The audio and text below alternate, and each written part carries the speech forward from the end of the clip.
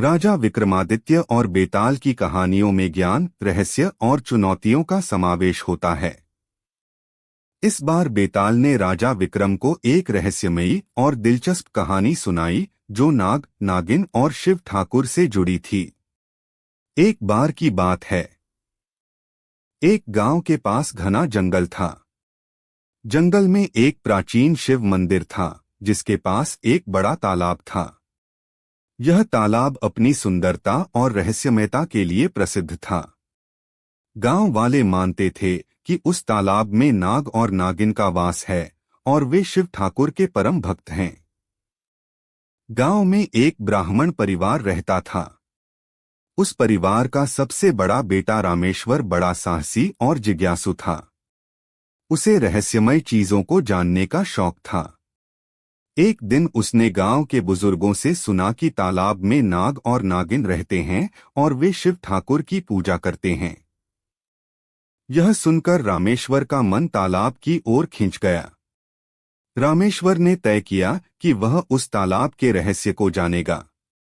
वह शिव मंदिर पहुंचा और तालाब के पास बैठकर ध्यान लगाने लगा। अचानक तालाब के जल में हलचल हुई। रामेश्वर ने देखा कि पानी से एक सुंदर नाग और नागिन प्रकट हुए। दोनों का शरीर सुनहरे रंग का था और उनकी आंखें चमक रही थीं। रामेश्वर डर गया, लेकिन उसने साहस नहीं खोया। उसने हाथ जोड़कर नाग और नागिन से कहा, आप कौन हैं और इस तालाब में क्यों रहते हैं?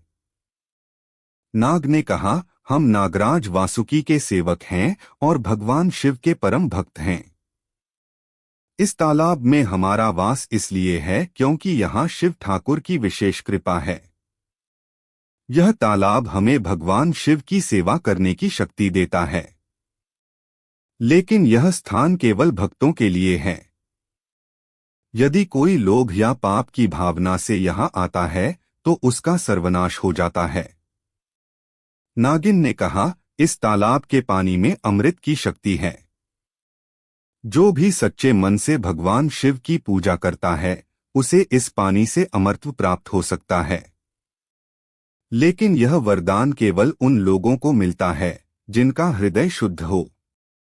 रामेश्वर ने यह सुनकर उनसे प्रार्थना की, मैं भगवान शिव का भक्त हूँ, कृपया मुझे अपनी सेवा का अवसर दें। नाग और नागिन ने उसकी भक्ति को देखकर उसे आशीर्वाद दिया और कहा, यदि तुम सच्चे मन से शिव की पूजा करोगे तो तुम्हें इस तालाब की शक्तियों का अनुभव होगा।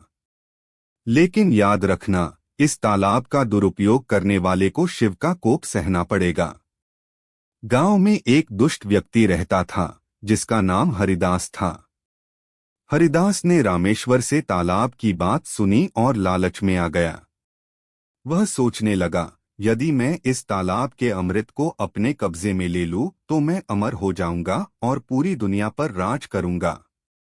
हरिदास एक रात चुपचाप तालाब के पास पहुंचा। उसने अमृत जल को प्राप्त करने के लिए तालाब में छलांग लगा दी। जैसे ही वह पानी में उतरा, तालाब के जल में जोरदार हलचल हुई। नाग और नागिन प्रकट हुए और क्रोधित होकर बोले, तुम लोभ और पाप की भावना से इस पवित्र स्थान को अपवित्र कर रहे हो। तुम्हें शिव का कोप झेलना पड़ेगा। हरिदास को उसी समय एक भयंकर सांप ने डस लिया और वह तड़प कर मर गया। यह घटना देखकर रामेश्वर को एहसास हुआ कि पवित्रता और भक्ति का महत्व कितना बड़ा है। उसने ठान लिया कि वह अपनी सारी जिंदगी भगवान शिव की सेवा में लगाएगा। उसने शिव मंदिर में कठोर तपस्या शुरू की। उसकी भक्ति देखकर भगवान शिव प्रसन्न हुए और प्रकट होकर बोले, वत्स, मैं तुम्हारी भक्ति से प्रसन्न हूँ। मांगो, क्या वरदान चाहते हो? रामेश्वर ने कहा, हे महादेव, मुझे ऐसा वरदान दीजिए कि मैं हमेशा आपके चरणों में रह सकूं और दूसरों की सेवा कर सकूं। भगवान शिव ने उसे आशीर्वाद दिया और कहा, तुम्हें इस मंदिर का मुख्य पुजारी बनाया जाता है। यहाँ आने वाले हर भक्त को तुम्हारे माध्यम से मेरी कृपा प्राप्त होगी। रामेश्वर ने शिव मंदिर को गांव का केंद्र बना दिया। उसने गांव के लोगों को भगवान शिव की भक्ति और सेवा का महत्व समझाया। धीरे धीरे गांव का पूरा माहौल बदल गया। लोग एक दूसरे की मदद करने लगे और भगवान शिव की पूजा में लीन रहने लगे।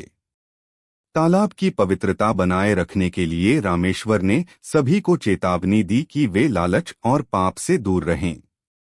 नाग और नागिन भी रामेश्वर की भक्ति से प्रसन्न होकर उसे हर संभव सहायता देने लगे। कहानी समाप्त कर बेताल ने राजा विक्रम से पूछा, राजा, यदि नाग और नागिन को भगवान शिव ने इतनी शक्तियां दी हैं, तो क्या हरिदास को दंड देना उचित था? क्या यह न्यायसंगत था कि केवल लोभ के कारण उसकी मृत्यु हो गई?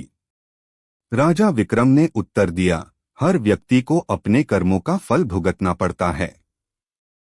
हरिदास ने पवित्र तालाब को अपवित्र करने का प्रयास किया और लोभवश अमृत जल चुराने की कोशिश की। यह उसके अनुचित कर्मों का परिणाम था। नाग और नागिन ने केवल शिव की आज्ञा का पालन किया, इसलिए हरिदास को दंड देना न्यायसंगत था। राजा का उत्तर सुनकर बेताल ने कहा, राजा, तुमने सही उत्तर दिया, लेकिन मैं अब वापस जाऊंगा। यह कहकर वह फिर से पेड़ पर जा लटका। इस प्रकार राजा विक्रम ने अपनी बुद्धिमत्ता और न्यायप्रियता से एक और चुनौती का सामना किया।